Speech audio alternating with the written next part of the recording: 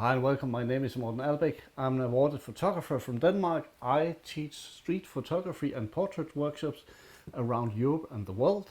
And today we will look into shooting either horizontal or vertical. Welcome.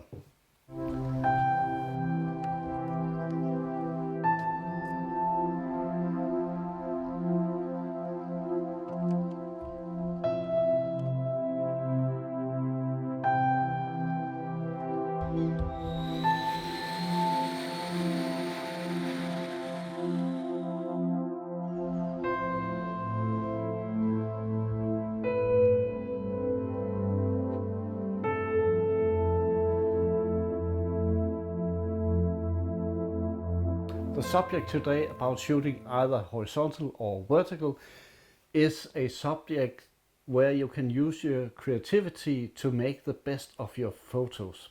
The thing is, if you have large buildings with very vertical lines, it will be very natural to take your camera, shoot it the same direction, maybe lower it a bit so you get the lines to fall off and make it more dramatic. If you have something with a clear horizontal line, like most landscape photography will be, then hold your camera horizontally. It is as simple as that, and then you can begin to play with that to enhance your photos. Before we really start, I would like to subscribe to my newsletter below, and of course subscribe to the channel so you get a notification each time there is a new video. I also added some free stuff below, some free download settings for Leica and other cameras with the settings I use for monochrome and for color photography, and you can download them for free at the links below here. But first let's look into what photography is when we're talking about framing. When we frame something, it's about including what we want to see and excluding what we do not want to see. It's a little bit different from a painter who adds something to a blank canvas. Here we try to drag away or exclude what we do not want to see so we can focus on the subject of importance. And of course it's different things you and I may look at. I really like to look at people and frame them. I also like to make constructions with light and shadow and frame that, but maybe you're more interested in flowers or landscapes. No matter what, choosing between the portrait mode that is more vertical and the horizontal framing is important, and you can use some of these techniques to try with different subjects, both shooting or in horizontal mode and in vertical mode, and see what works best. So I put up a few examples during the video here to see some possible solutions where I use both the vertical framing and the horizontal framing for the same kind of picture and see the big difference. If you shoot vertical, you have a narrow line that fits a portrait.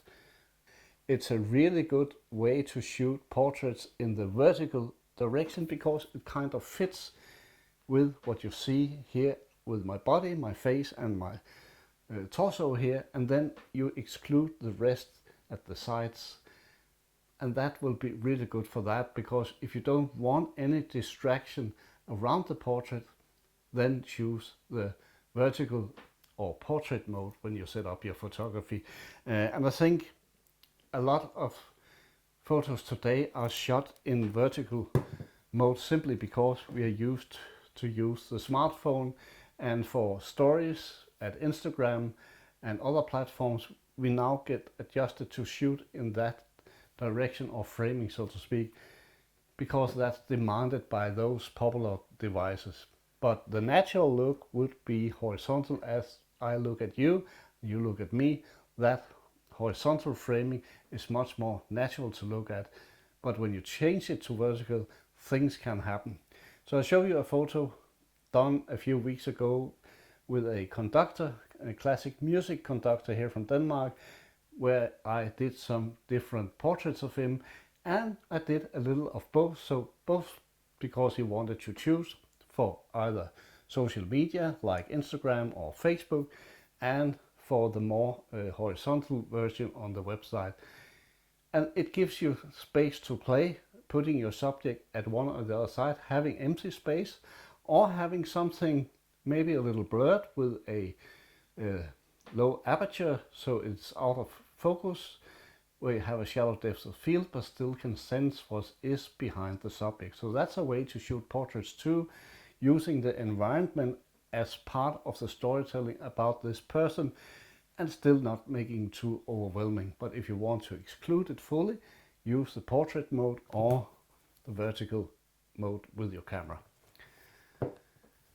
Landscapes with horizontal lines are of course shot horizontal, unless you want to make something dramatic or you have a tree where you want to include that.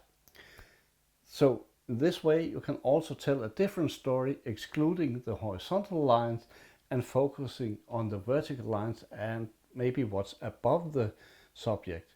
It can also be used for street photography. I have an example behind me that was shot vertically in Rome some years ago, and I used the buildings behind to tell the story about people down in the street walking there, and you have the light behind the woman and the older guys looking at her and her probably annoying dogs when we study their faces, but that gives a more dramatic appearance than if I have shot it in horizontal mode.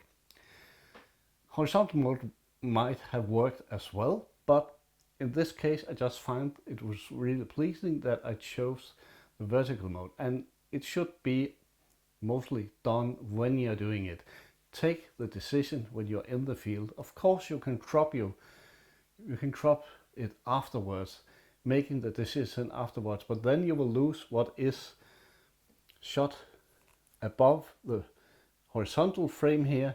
Everything that is above here will be excluded. If you do it on the scene, then you will be able to see what you get in there. So when you crop a landscape mode, then you only have what you have in the frame and have to deselect what's at the sides. That can be a solution if you have a camera with a high resolution like 60 or 40 megapixels, but you will not be able to see what was actually in the frame above or under the central part of the image. So it's much better to do it in the field if you can take the decision right away.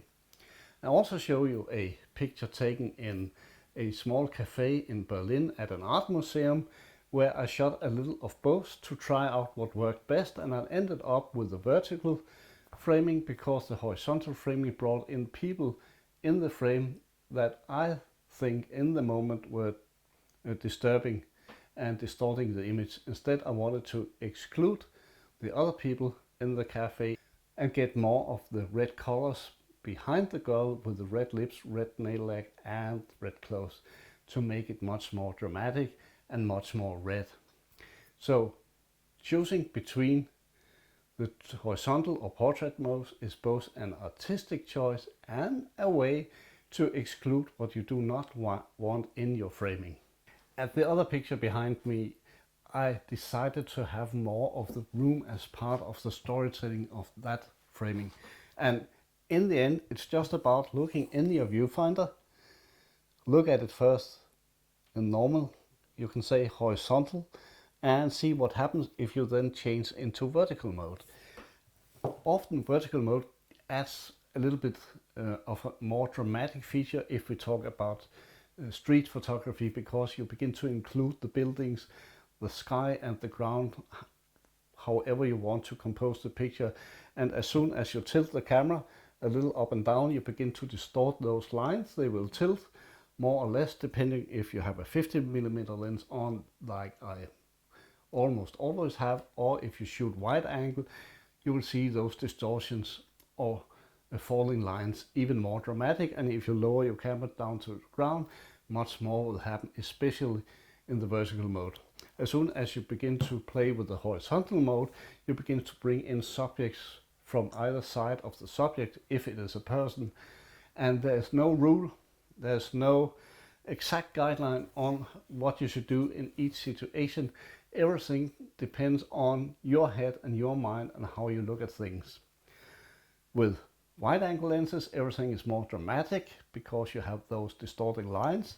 With a 50mm, it will be a more natural look, but still change the picture a lot if you shoot horizontal or vertical. Portraits often looks very natural in the vertical or portrait mode when you held your camera like this, and when you do that, it's natural to shoot horizontal, supporting your camera with your hand underneath. Take the camera up for your eye, or on your camera, the M9 here is a rangefinder camera, so I need to take it up here. There's no live view on the camera behind here. You can see the settings and that's it. Or you can of course press play and see the picture afterwards, but there's no live view, so you do like this. And I personally prefer to have the camera here so I can see what I'm doing.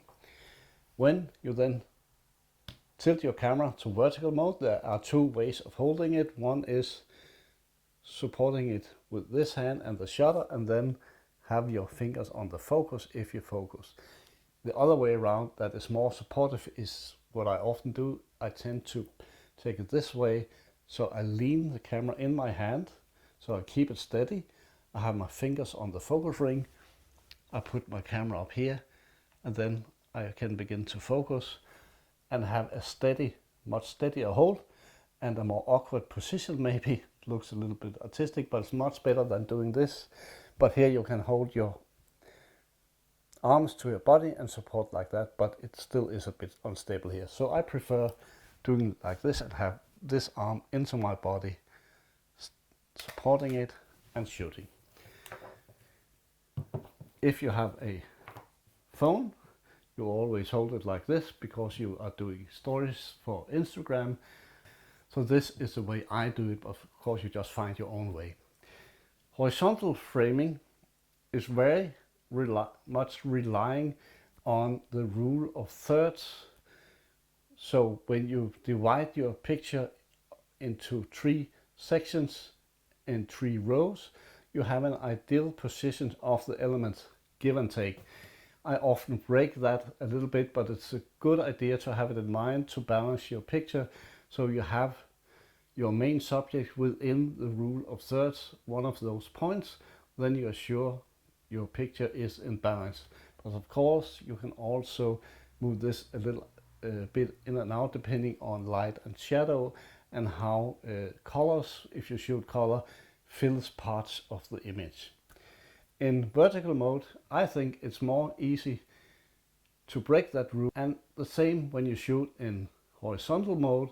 You can also use the rule of thirds to frame your picture and put the elements where it's most pleasing to the eye. And again, also here you can break the guidelines here if you find a more artistic way of shooting it or a more natural appearance depending on the subjects in your picture. In vertical mode it can even be real nice if things are placed in at the center of the image, because it has that vertical direction.